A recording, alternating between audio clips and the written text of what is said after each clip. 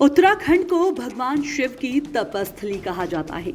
इस तपस्थली में भगवान भोलेनाथ के कई धार्मिक स्थल मौजूद हैं, जहां उन्होंने अलग अलग रूप में दर्शन देकर अपने भक्तों को कृतार्थ किया। आज हम आपको बागेश्वर के एक ऐसे मंदिर के बारे में बताते हैं जहां भोलेनाथ ने बाघ का रूप धारण किया था, जिसके कारण इस मंदिर का नाम बागनाथ मंदिर पड़ा।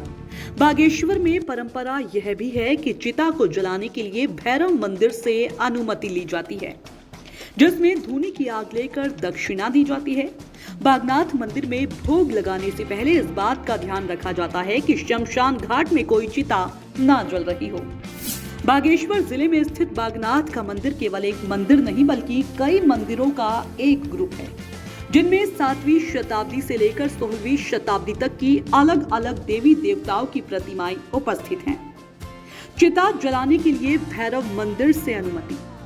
भगवान बागनाथ की तपस्थली कही जाने वाले बागेश्वर अपने धार्मिक और सांस्कृतिक महत्व के लिए जाना जाता है। यहाँ की सांस्कृतिक और धार्मिक विरासत आज भी लोगों के लिए सर्वोपरि है। मान्यता है कि चिता को जलाने से पहले ढेकाल भैरव मंदिर की धूनी से आग ली जाती है।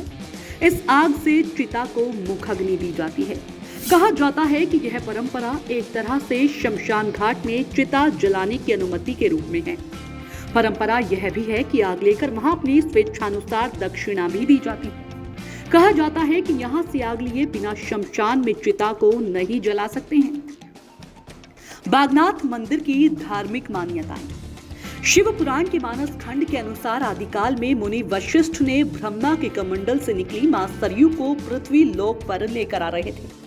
यहाँ ब्रह्म कपाली के पास ऋषि मार्कंडेय तपस्या में लीन थे। मुनि वशिष्ठ को उनकी तपस्या भंग होने का डर सता रहा था और उधर सरयू आगे बढ़ने का नाम नहीं ले रही थी।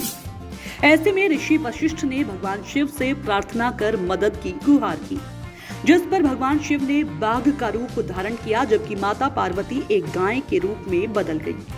बाघ रूपी शिव गाय पर झपटे तो गाय के रंभाने की आवाज सुनकर मार्कंडेय मुनि की आंखें खुल गई और जैसे ही वह बाघ से गाय को बचाने के लिए आगे बढ़े तो भगवान शिव और माता पार्वती ने उन्हें दर्शन दिए और आशीर्वाद दिया। भगवान शिव के बाघ रूप धारण करने के चलते ही इस मंदिर का नाम बागनाथ मंदिर पड़ा। भोग लगाने से पहले जलाते हैं कंबल का टुकड़ा। बागनाथ मंदिर के पुजारी खीमानंद पंत के अनुसार प्राचीन काल में यहाँ भोग लगाने से पहले इस बात का ध्यान रखा जाता है कि शमशान घाट पर कोई चिता ना जल रही हो। चिता जलने के बाद ही यहाँ पूजा का प्रावधान था। वह बताते हैं कि सोमवारी अमावस्या के दिन भोग लगाने से पहले कंबल का टुकड़ा जला दिया जाता था। हालांकि वह बताते हैं कि आप पिछले कुछ वर्षों से यह परंपरा चलन में नहीं है। Bureau report, business bytes.